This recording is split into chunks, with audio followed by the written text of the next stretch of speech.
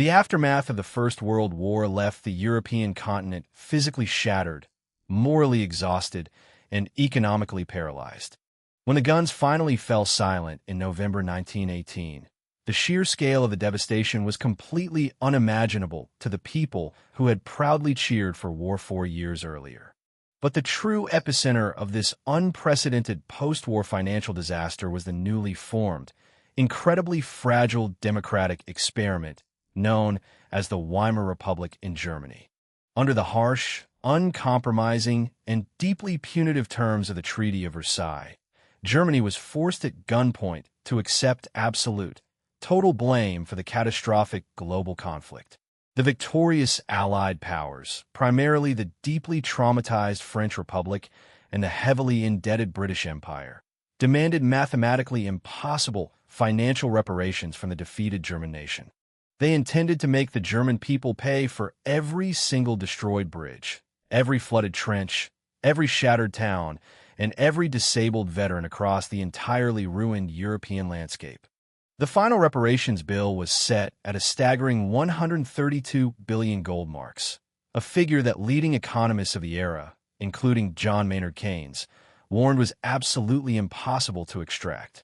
The German economy, thoroughly exhausted by 4 years of total industrialized war, stripped of its most valuable resource-rich territories, and deprived of its entire merchant fleet, simply could not generate the massive wealth required. The government in Berlin struggled desperately to rebuild a starving, deeply divided nation while simultaneously attempting to bleed its own citizens dry to satisfy the victorious powers in Paris and London. By 1923, the unavoidable mathematical reality caught up with the political illusions, and the German government officially defaulted on its massive, mandatory reparation shipments of coal and timber. In a furious, aggressive response to this default, the French and Belgian militaries violently crossed the border and militarily occupied the Ruhr Valley, the absolute beating industrial heartland of the German nation. The German workers, deeply humiliated and outraged by the presence of foreign troops in their factories, responded with a massive, highly coordinated campaign of total passive resistance. They completely refused to operate the vital coal mines, steel mills, and railway networks, preferring to let the industrial heart of Europe grind to an absolute, echoing halt rather than work for the French occupiers. To financially support these millions of striking workers and keep them from starving, the desperate German government made a fatal, economically suicidal decision that would change history. They turned on the government printing presses and began printing completely unbacked paper marks at an incomprehensible, terrifying, and rapidly accelerating speed. This reckless, panicked decision instantly ignited the fuse of one of the most severe, devastating, and psychologically traumatic hyperinflationary spirals in the entire recorded history of human civilization. The purchasing value of the German mark collapsed into absolute, bottomless oblivion, becoming practically worthless on international currency markets in a matter of weeks. Prices did not just double every year or every month or every week. At the absolute peak of the crisis, the price of basic human necessities was doubling every few hours. Desperate German citizens were forced to carry massive, overflowing wheelbarrows, laundry baskets, and suitcases filled with millions of paper cash just to purchase a single, basic loaf of bread. Workers demanded to be paid twice a day, rushing frantically to the stores on their lunch breaks to spend their wages before the paper money lost half its value by the evening. Life savings accumulated over decades of careful, disciplined hard work by the proud German middle class were completely, irrevocably wiped out in a matter of hours by the hyperinflationary fire. The entire European geopolitical system was now trapped in a vicious, unbreakable deadlock of international debt, economic paralysis, and deeply entrenched mutual resentment. Germany was completely bankrupt, politically unstable, and absolutely could not pay the crushing reparations demanded by the vengeful governments of France and Great Britain. But France and Great Britain desperately, urgently needed those German reparation payments to pay off their own massive, crushing, and completely unpayable war debts. During the darkest days of the First World War, the Allied powers had borrowed billions of dollars from private American banks on Wall Street to finance their absolute military survival. The undeniable mathematical truth of the era was that if Germany failed to pay the Allies would inevitably and catastrophically default on their massive sovereign debts to the United States. The looming threat of a total, interconnected European sovereign default terrified the wealthy, powerful financiers sitting in the opulent, smoke-filled boardrooms of Lower Manhattan.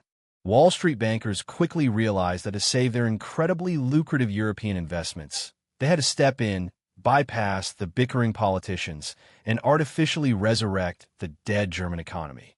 In 1924, an elite international committee led by the prominent American banker and future Vice President Charles Dawes traveled across the Atlantic to implement a radical financial rescue mission. The resulting Dawes Plan was a brilliant, highly complex masterstroke of financial engineering that temporarily saved the European continent by completely restructuring the entire global debt hierarchy. The plan successfully reduced Germany's annual reparation payments to a manageable, realistic level and facilitated the peaceful end of the crippling French military occupation of the Ruhr Valley. But the most critical, foundational element of the Dawes Plan was not diplomatic compromise. It was a massive, unprecedented injection of private American capital directly into the veins of the German economy. Wall Street successfully orchestrated a massive $200 million international loan, primarily funded by eager, optimistic American investors, to stabilize the new German currency and restore confidence. This historic, massive financial package essentially served as the crucial, highly effective ignition switch to restart the stalled, rusting, and silent engine of heavy German industry. Following the initial, highly publicized success of the Dawes loan, a massive, unprecedented tidal wave of private American credit began flooding directly into the Weimar Republic. American bankers aggressively traveled across Germany, visiting mayors, industrial tycoons, and regional governments, eagerly offering massive municipal and corporate loans to nearly anyone who asked.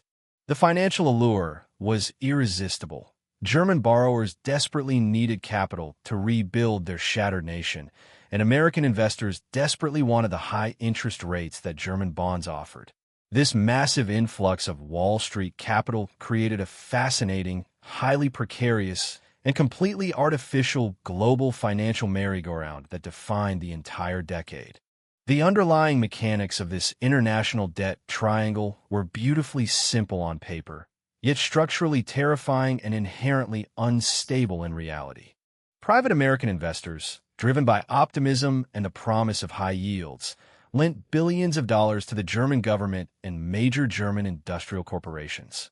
Germany then used a significant portion of these American loans to systematically, obediently pay their mandatory, scheduled war reparations to the governments of France and Great Britain. France and Great Britain then immediately took those exact same funds, packaged them up, and sent them right back across the Atlantic Ocean to the towering skyscrapers of Wall Street. They used the German reparation money, which was essentially just borrowed American money, to slowly pay off their original, massive First World War debts to the United States government and private banks. It was a completely closed, perfectly functioning loop of international capital, but it was entirely, absolutely dependent on a continuous, uninterrupted, and ever-expanding flow of American credit. For 5 glorious, intoxicating years, this massive financial illusion worked flawlessly, initiating the legendary, highly romanticized period known to history as the Golden Twenties. Fueled by an endless river of American dollars, the German economy experienced a rapid, miraculous, and highly visible industrial and cultural resurrection.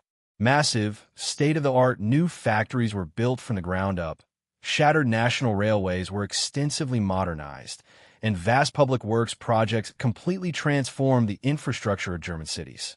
Berlin miraculously re-emerged from the ashes of defeat as a shining, cosmopolitan metropolis, celebrated globally for its avant-garde art, vibrant cabaret culture, and booming industrial production. Major German corporate conglomerates heavily modernized their heavy assembly lines, proudly implementing the latest American mass manufacturing technology and efficiency models. German municipalities used borrowed American money to build beautiful new public housing complexes, modern swimming pools, magnificent opera houses, and expansive public parks. To the casual, optimistic observer, the Weimar Republic had successfully conquered its historical demons, vanquished the threat of radical revolution, and achieved permanent democratic prosperity. But beneath the shining, prosperous, and highly cultured surface of the Golden Twenties, the structural foundation of the German economy was fundamentally, dangerously rotten. The entire German economic recovery was built almost exclusively on short-term, highly volatile foreign loans that could legally be recalled by American banks at almost any moment. The Weimar Republic was essentially living on a massive, borrowed financial lifeline extended thousands of miles away by aggressive, risk-taking Wall Street speculators. German municipalities were foolishly using short-term, 90-day American loans to finance long-term, multi-year infrastructure projects that generated absolutely no immediate financial return.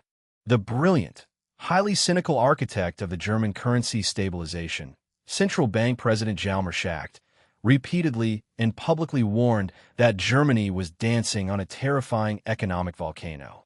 He recognized with absolute, terrifying clarity that the German nation had effectively surrendered its sovereign economic independence to the unpredictable, manic whims of distant American capital markets. But the intoxicating, deeply seductive allure of easy credit, full employment, and rapid urban growth blinded both the desperate European politicians and the greedy American financiers.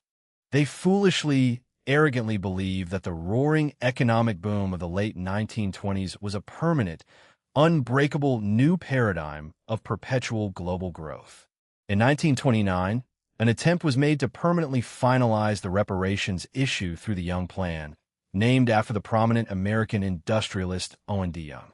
The Young Plan further reduced the total amount of German reparations and established a clear, seemingly manageable timeline for final payment stretching decades into the future. But the creation of this new, highly optimistic diplomatic framework was accompanied by the most catastrophic, terrible timing in the entire history of global finance. This dangerous, highly leveraged illusion of permanent, debt-fueled prosperity violently shattered into a million pieces in the crisp, cool autumn of 1929. The booming, roaring American stock market, driven to absolute historical heights by rampant speculation, easy margin loans, and unchecked domestic greed, suffered a sudden, catastrophic collapse. The infamous Wall Street crash of late October 1929 sent an immediate, terrifying, and completely destructive shockwave across the entire interconnected global financial system. As absolute, unadulterated panic aggressively gripped the screaming, chaotic trading floors of New York, desperate American banks instantly changed their entire global strategy. Facing total financial annihilation at home, American financial institutions immediately began aggressively calling in their vast portfolios of short-term foreign loans. The vital, life-sustaining river of American credit that had fed the German economic miracle for half a decade was violently, permanently, and remorselessly shut off overnight. Wall Street investors, facing total ruin, margin calls, and bankruptcy at home, frantically pulled their massive capital out of European markets to cover their massive domestic losses. The delicate, carefully constructed international triangle of debt, which had artificially stabilized the entire world since 1924, instantly collapsed in on itself. Without the continuous, reliable influx of fresh American dollars, the German government and private banking sector could no longer finance the domestic economy or pay international reparations.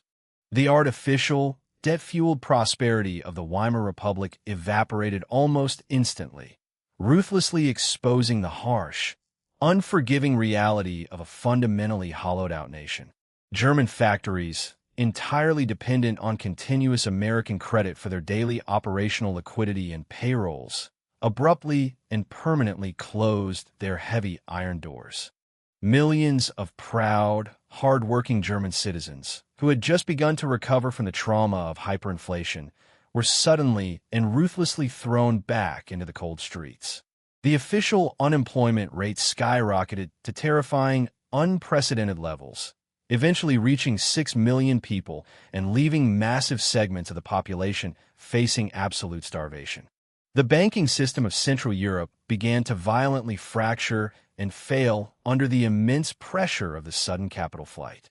In 1931, the collapse of the massive Austrian bank Creditanstalt triggered a devastating, uncontrollable chain reaction of banking panics across borders.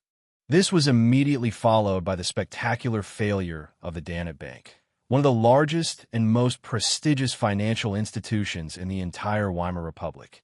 As the economic despair rapidly deepened into an apocalyptic, highly traumatic national depression, the fragile democratic institutions of the Weimar Republic began to completely crumble. The German Chancellor, Heinrich Brüning, responded to the crisis by implementing brutal, highly deflationary austerity measures that only exacerbated the intense suffering of the population. In a desperate attempt to balance the budget without American loans, the government aggressively slashed wages, cut public services, and destroyed the fragile social safety net. Starving, deeply humiliated, and entirely desperate populations rapidly lost all remaining faith in the moderate, democratic politicians who had so eagerly embraced the Wall Street loans. The sudden, catastrophic withdrawal of American capital had inadvertently created the absolute perfect, highly volatile breeding ground for extreme political radicalization. The painful memory of the 1923 hyperinflation, combined with the new, terrifying reality of mass unemployment, broke the psychological resilience of the German middle class. Radical, highly charismatic demagogues stepped confidently out of the shadows, aggressively promising to restore shattered national pride and completely destroy the international financial system that had ruined them. They weaponized the profound economic misery of the population, pointing to the empty factories and closed banks as absolute proof that the Western democratic capitalist model was a total failure. Extremist political parties, both on the radical communist left and the fascist right, saw their electoral support explode as millions of desperate voters looked for any possible savior. The tragic, inescapable irony of the interwar period is that the very same American financial loans that temporarily saved German democracy ultimately guaranteed its violent, authoritarian destruction.